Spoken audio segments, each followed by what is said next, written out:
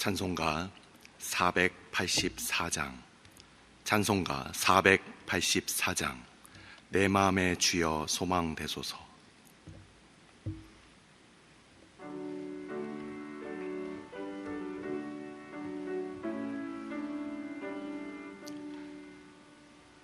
내 마음의 주여 소망되소서. 주 없이 모든 일 헛되어라. 밤에나 낮에나 주님 생각, 잘 때나 깰 때 함께 하소서. 지혜의 주여 말씀으로서 언제나 내 안에 계십소서. 주는 내 아버지, 나는 아들. 주 안에 내가 늘 함께하네. 세상의 영광 안 보여도 언제나 주님은 나의 기업. 주님만 내 안에 계시오니 영원한 주님 참 귀하셔. 영원한 주님 내 승리의 주. 하늘의 기쁨을 주옵소서. 어떠한 고난이 닥쳐와도 만유의 주여 소망되소서.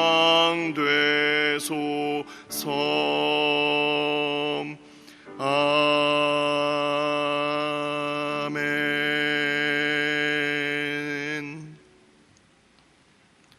오늘의 말씀은 예레미야 23장 말씀.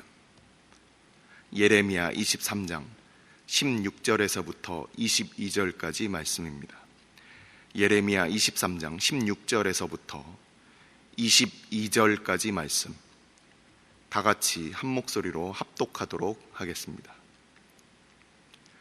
만군의 여호와께서 이와 같이 말씀하시되 너희에게 예언하는 선지자들의 말을 듣지 말라. 그들은 너희에게 헛된 것을 가르치나니 그들이 말한 묵시는 자기 마음으로 말미암은 것이요 여호와의 입에서 나온 것이 아니니라. 항상 그들이 나를 멸시하는 자에게 이르기를 너희가 평안하리라 여호와의 말씀이니라 하며, 또 자기 마음이 완악한 대로 행하는 모든 사람에게 이르기를 재앙이 너희에게 임하지 아니하리라 하였느니라. 누가 여호와의 회의에 참여하여 그 말을 알아들었으며 누가 귀를 기울여 그 말을 들었느냐. 보라, 여호와의 노여움이 일어나 폭풍과 회오리 바람처럼 악인의 머리를 칠 것이라. 여호와의 진노가 내 마음의 뜻하는 바를 행하여 이루기까지는 그치지 아니하나니 너희가 끝날에 그것을 완전히 깨달으리라.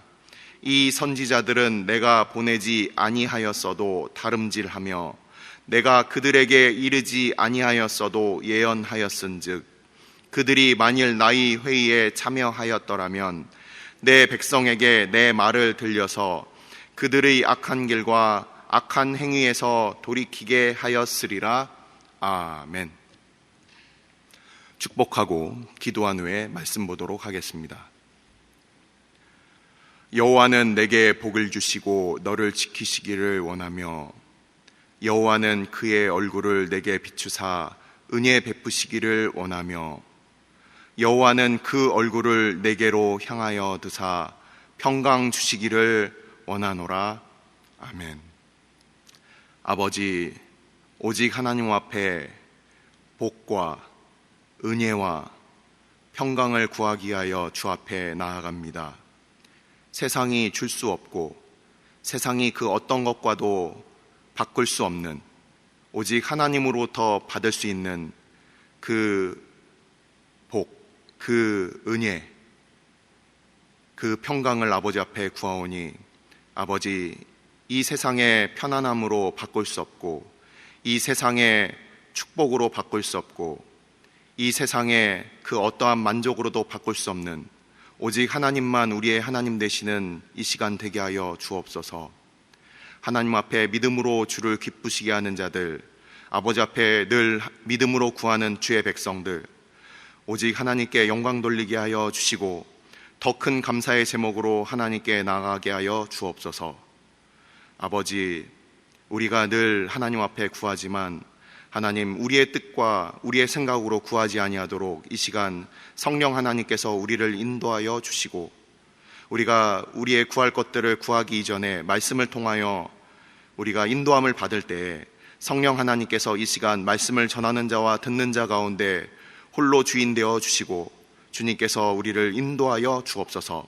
이 모든 말씀 우리 주 예수 그리스도의 이름으로 감사하며 기도드리옵나이다. 아멘.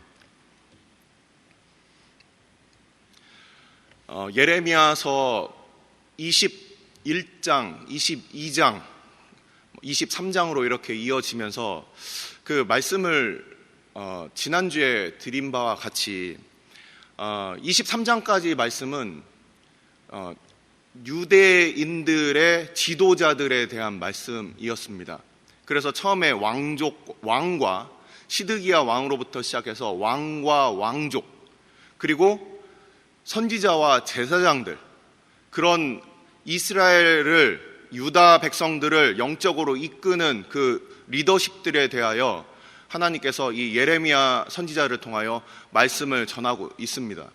그렇기 때문에 지난주에 말씀드린 바와 같이 시대적인 시간 순서는 좀 서로 섞여 있다는 겁니다. 그래서 시간 순서를 이제 앞으로도 보시면 24장과 25장을 보시면 이제 순서가 또 바뀝니다. 그래서 시드기야 왕이 맨 마지막 왕이었는데, 근데 시드기야 왕이 이전에 나왔고 이제 24장으로 넘어가게 되면 여호야긴 왕, 여호야김의 아들 여호야긴 왕이 나오게 되고 25장을 보면 다시 여호야김 왕이 또 나오게 됩니다.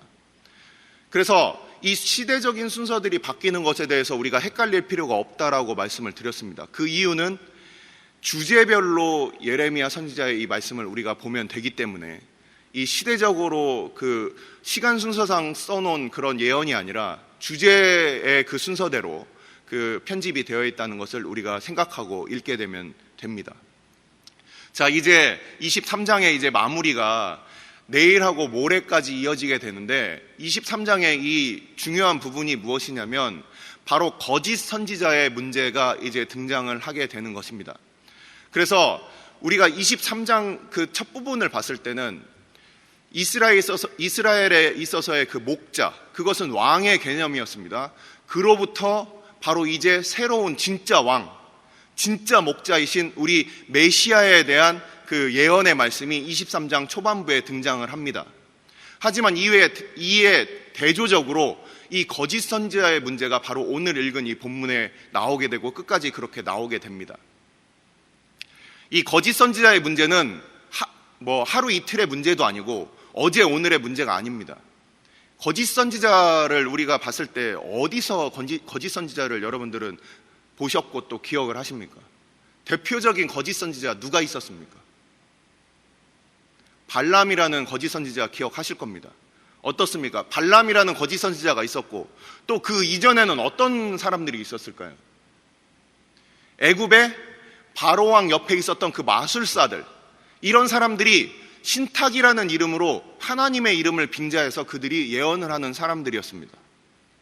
또 우리가 잘 알고 있는 이 요한계시록을 보면은 거기에 대해 그곳을 보면 거짓 선지자들이 있고 뿐만 아니라 서신서들을 쭉 살펴보면은 그러면은 초대교회에도 거짓 선지자들이 엄청나게 많았습니다.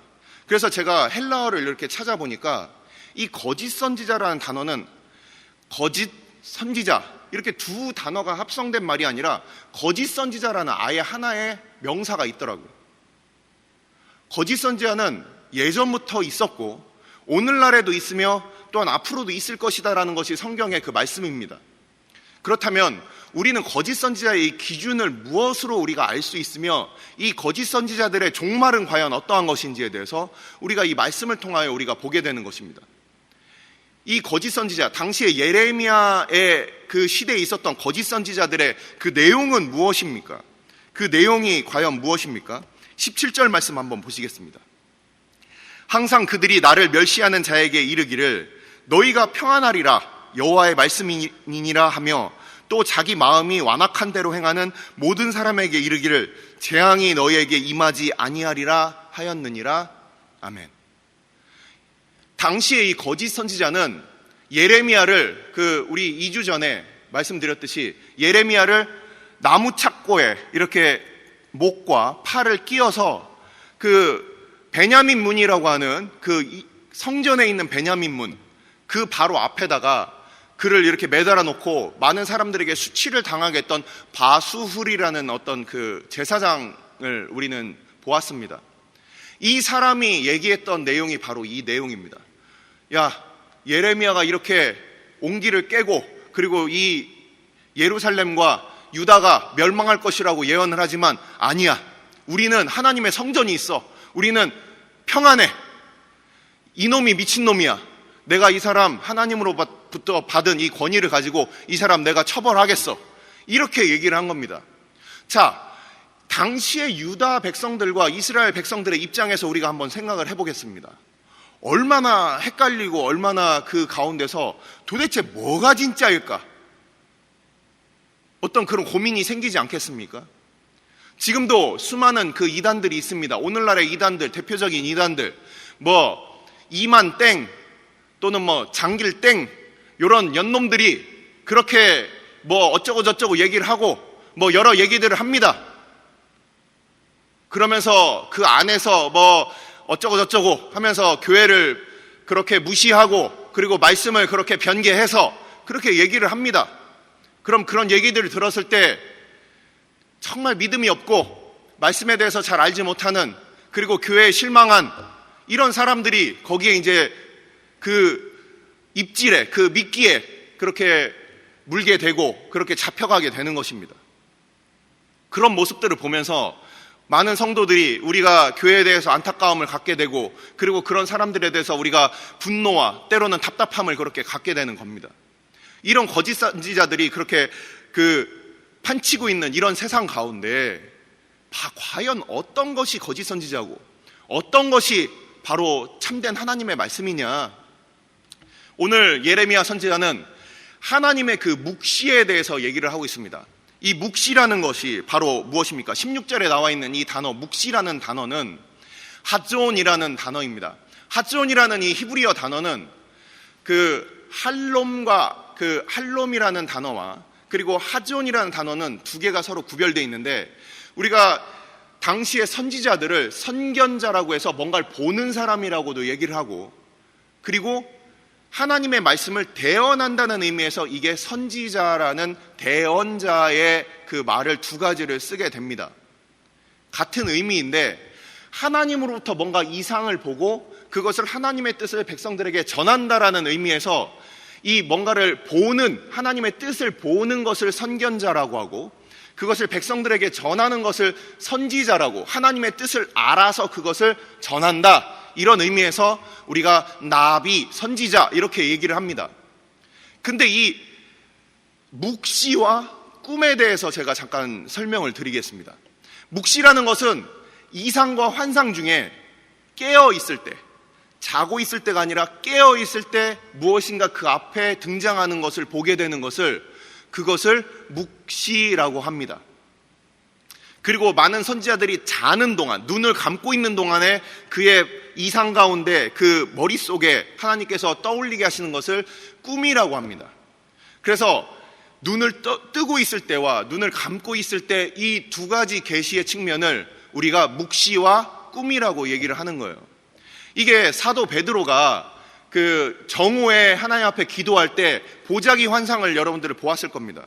그렇게 낮에 보이는 그런 환상을 우리가 묵시라고 하고, 그리고 자는 동안에 그들이 그 꿈을 꾸는 동안에 보게 되는 것을 우리가 꿈이라고 하는 것입니다. 그래서 이 두 가지 방편을 통해서 하나님께서 선지자들에게 하나님의 뜻을 보여주시는데, 특별히 이 환상 같은 경우는 거울에 비친 형태다, 이렇게 얘기를 그 단어의 뜻이 담겨져 있어요. 하나님을 직접 우리가 보고서 살아남을 사람이 없기 때문에 당시에는 간접적인 어떤 그 거울에 비친 것 같은 그런 이미지를 통해서 하나님께서는 하나님의 백성들에게 그렇게 계시를 하셨다는 그런 의미로 우리가 해석할 수가 있습니다.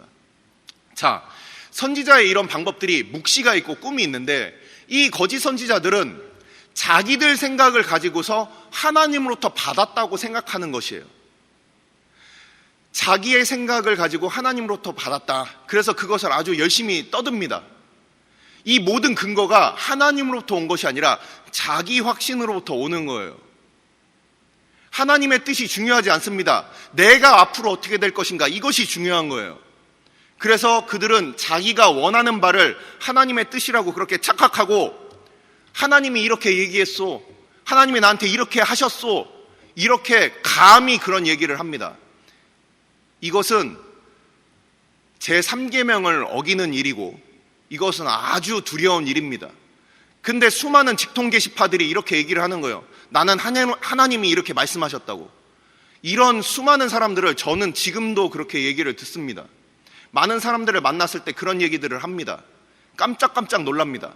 예수님 당시에는 그런 사람들이 없었느냐? 제가 한번 찾아서 읽어드리도록 하겠습니다.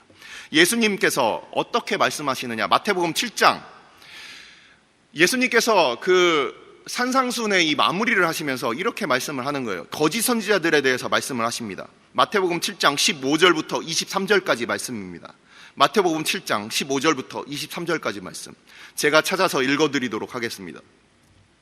거짓 선지자들을 삼가라. 양의 옷을 입고 너희에게 나아오나 속에는 노략질하는 이일이라.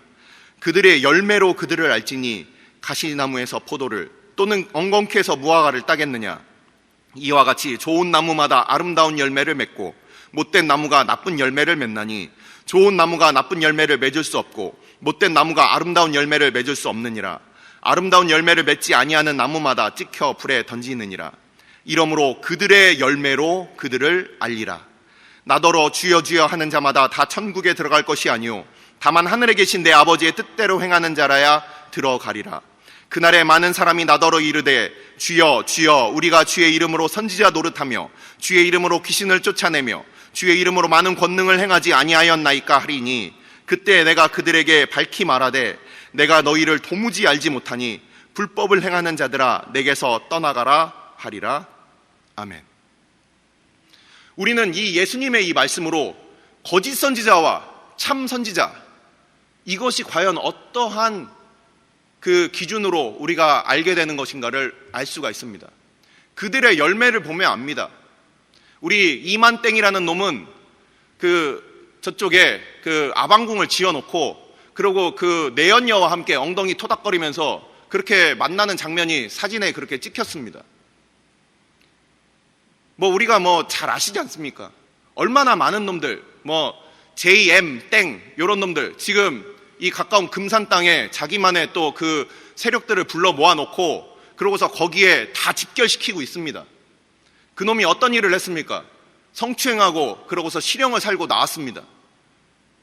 이런 놈들 그 앞에서 뭔가 능력이 있는 것처럼 얘기를 하고 또 무슨 일이 있었습니까? 서울 성땡 교회 이제 땡 이런 수많은 놈들 우리 보면은 그러면은 그런 사람들 자식들에게 그렇게 그 교회를 물려주고, 그리고 뭐 부산에 뭐 서울에 땅을 뭐 수십억 원어치 그렇게 사서 그래서 자기 아들에게 그렇게 물려주는 이런 사건들을 우리는 다 보지 않습니까? 그들의 열매를 보면 아는 거예요. 너무나도 이것은 자명한 것입니다. 자기들이 거짓 선지자라는 것들을 그렇게 스스로 그것들을 증명하고 있어요. 근데 여전히 그것들에서 헤어나오지 못하는 그런 사람들이 얼마나 많습니까? 자, 하나님께서는 예레미야를 통하여 이런 거짓 선지자들에 대해서 안타까운 그 심령을 토로하고 계십니다. 만일 그들이 그렇게 내 이름으로, 여호와의 이름으로 얘기를 하지만 나의 이 회의, 그 여호와 ጼ바오트라고 하는 이 만군의 여호와, 천군 천사와 함께 이 하늘의 자리에 앉아서 그렇게 회의하시고 도대체 이 하나님의 그 백성들을 어떻게 처리하실까에 대해서 그렇게 고민하고 계시는 그 하나님의 그 회의의 자리에 만일 이놈들이 와봤다면 그따위로 말씀을 전하지 않겠지. 그냥 평안하다 하지 않겠지. 그들을 죄로부터 돌이키겠지. 바로 그 말씀을 하고 있는 거예요. 단순히 하나님 중심이 아니라 사람 중심의 그 메시지를 전하는 거예요.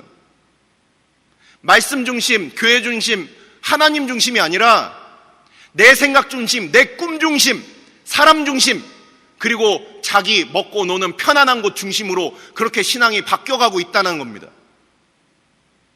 그래서 그들은 자기들 귀를 긁어줄 그런 선지자들을 택하는 거예요. 유튜브에서 지난번에 말씀드렸듯이 나한테 만족을 주고 내가 죄로부터 돌이키는 것에는 전혀 관심이 없고 그냥 거기서 어떻게 하면은 적당히 손잡고 나를 축복해 줄까.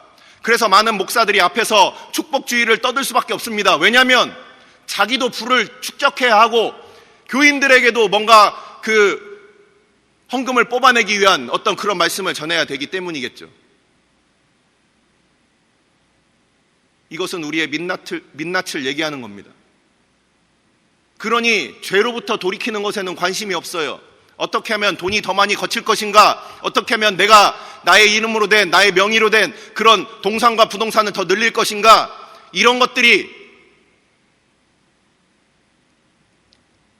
거짓 선지자들의 그런 가장 큰 주제가 되어버린 것입니다. 자, 그럼 마지막으로 이런 사람들은 어떻게 치리될 것인가? 오늘 말씀을 한번 보겠습니다. 오늘 말씀을 보면 하나님께서 회오리 바람을 일으킬 것이다, 바람을 일으킬 것이다. 우리는 지금 그 21세기 한국 땅에 살기 때문에 이 성경의 그 지리에 대해서, 그 환경에 대해서 우리가 잘 알지 못하지만 요나서의 말씀과 같이 동풍이 일어서 그래서 그 박넝쿨을 그렇게 이렇게 죽이는, 말리는 장면을 우리는 봅니다. 이 동풍이라는 것은 당시에 이스라엘에 살던 사람들은 이 동쪽이 바로 그 암몬 족속과 모압 족속의 땅이고, 그리고 그쪽으로 가게 되면은 사막이 그렇게 쫙 펼쳐져 있어요. 사막으로부터 오는 아주 강한 열풍을 우리는 이 바람이라고 성경에서는 얘기를 하는 겁니다. 이 바람이 오게 되면은 단순히 그냥 여러분들이 아주 여름에 더울 때 뭐 대구나 이런 데 가셨을 때 아스팔트로부터 올라오는 그 열기를 한번 확 들어 마셔 본 적이 있을 거예요. 뜨거운 차 안에 딱 텄을 때 그 강한 열기를 들어 마셨을 때 그때 열사병을 우리가 겪게 됩니다. 머리가 혼돈하고 머리가 아파요. 이런 것을 얘기하는 거예요. 하나님께서 그 거짓 선지자들에게 바람을 보내서 그들의 머리를 그렇게 휘저어 놓으실 것이다, 이렇게 얘기를 하고 있습니다. 이 뜻은 무엇이냐면 그런 거짓 선지자들에 대해서 우리는 안타까워하고 도대체 이런 놈들이 도대체 왜 이렇게 나왔느냐, 우리가 굉장히 마음이 좋지 않습니다. 하지만 하나님께서 우리에게 하나의 위로의 약속을 주시는 거예요. 내가 그놈들을 심판하겠다. 내가 그놈들을 다 처벌해 버릴 것이다. 지금도 그렇게 활개치고 있는 우리 주변의 수많은 거짓 선지자들, 앞으로 나올 놈들에 대해서도 우리가 크게 걱정할 필요는 없어요. 왜냐하면 계시록 말씀에 그 약속이 있기 때문입니다. 계시록 13장 말씀을 제가 잠깐 찾아서 읽겠습니다. 내가 봄에 또 다른 짐승이 땅에서 올라오니 어린 양같이 두 뿔이 있고 용처럼 말을 하더라. 요한계시록 13장을 보면 용과 첫 번째 짐승, 그리고 두 번째 짐승인 이 두 번째 짐승이 바로 거짓 선지자예요. 이 거짓 선지자에 대해서 이제 13장에 이렇게 등장을 하게 됩니다. 이 둘째 짐승이라고 하는 것이 바로 거짓 선지자입니다. 이 거짓 선지자가 앞으로 어떤 심판을 받게 되느냐, 이 16장을 보면 13절에 또 내가 보니 개구리 같은 새 더러운 영이 용의 입과 짐승의 입과 거짓 선지자의 입에서 나오니, 용 첫 번째 짐승, 두 번째 짐승인 거짓 선지자, 이 세 개가 한 세트입니다. 얘네들이 나중에 어떻게 되느냐, 이것이 바로 19장 20장에 나오게 됩니다. 자, 19장 20절 말씀을 제가 읽어드리도록 하겠습니다. 19장 20절 말씀. 짐승이 잡히고 그 앞에서 표적을 행하던 거짓 선지자도 함께 잡혔으니 이는 짐승의 표를 받고 그의 우상에게 경배하던 자들을 표적으로 미혹하던 자라. 이 둘이 산채로 유황불 붙는 못에 던져지고, 첫 번째 짐승과 두 번째 짐승이 잡히는 이 장면이 바로 계시록 19장에 이렇게 나오게 됩니다. 이 첫 번째 짐승은 하나님의 이름을 빙자하여 사단으로부터 이 땅에서 그렇게 움직이고 있는 어떤 조직, 이단이라고 하면 교주 위에 어떤 이단 조직이 될 수가 있겠죠. 그리고 둘째 짐승은 거짓 선지자로 일하는 어떤 그런 교주들이 될 수가 있겠고요. 요한계시록 20장 10절 말씀입니다. 또 그들을 미혹하는 마귀가 불과 유황못에 던져지니 거기는 그 짐승과 거짓 선지자도 있어 세세토록 밤낮 괴로움을 받으리라. 요한계시록 20장을 보면 이제 드디어 새 예루살렘이 하늘로부터 내려오기 직전에 마귀, 옛 원수, 사단이 바로 잡혀지고, 그게 바로 용입니다. 그리고 그 짐승, 첫째 짐승, 거짓 선지자, 둘째 짐승도 이렇게 세 마리가 이 한 세트로 되어 있는 이 최종적인 심판이 요한계시록 20장 10절에 이렇게 나타나 있다는 것입니다. 그렇기 때문에 항상 우리는 이 계시의 말씀, 선지자의 말씀을 우리가 들을 때마다 두려워할 필요가 없어요. 가장 중요한 것은 내가 하나님의 백성이냐, 이것이 중요한 겁니다. 그리스도와 그의 백성들, 그의 나라는 반드시 승리한다.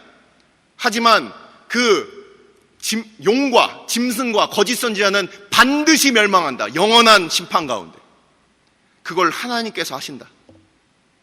자, 우리는 예레미야 23장 이 말씀을 우리가 마무리를 하면서 이 땅의 수많은 거짓 선지자들을 우리가 다 응대하면서 살 것인가, 여기에 대한 또 질문이 있습니다. 그렇기 때문에 방금 말씀드린 바와 같이 우리는 진리를 아는 것이 중요해요. 제가 선교지에 있을 때 수많은 위조 지폐를 많이 받아봤습니다. 100원짜리라는 그 빨간색 지폐가 있어요. 근데 거기에 색깔도 비슷하고 모양도 비슷하지만 종이 재질이 다르고, 그리고 프린트가 뭔가 이상한, 이런 수많은 종류의, 여러 종류의 제가 위조 지폐를 받아봤습니다. 그 위조 지폐를 우리가 구분하는 법은 무엇입니까? 바로 원본을 아는 것이에요. 하나님의 뜻을 알지 못하면서 우리가 어떻게 위조 지폐를 구분할 수가 있겠습니까?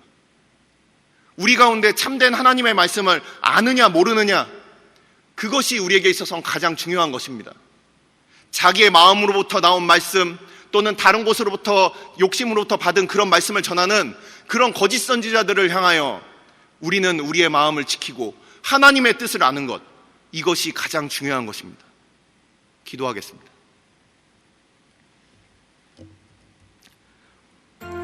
이 시간 우리가 기도할 때 하나님, 수많은 거짓 선지자들이 그렇게 혼란한 시대 가운데 이런저런 이야기들을 하고 있습니다. 예레미야 시대에 그랬고, 모세의 시대에 그랬고, 우리 주님의 시대에 그랬고, 또한 우리 사도들의 시대에 그랬습니다. 이 세상 그 어느 곳곳마다 거짓 선지자들은 있을 수밖에 없고, 하지만 최종적으로 심판받을 것임을 우리는 배웠습니다. 아버지, 이 시간 우리가 아버지 앞에 구할 것은 하나님, 주의 뜻을 알게 하여 주옵소서.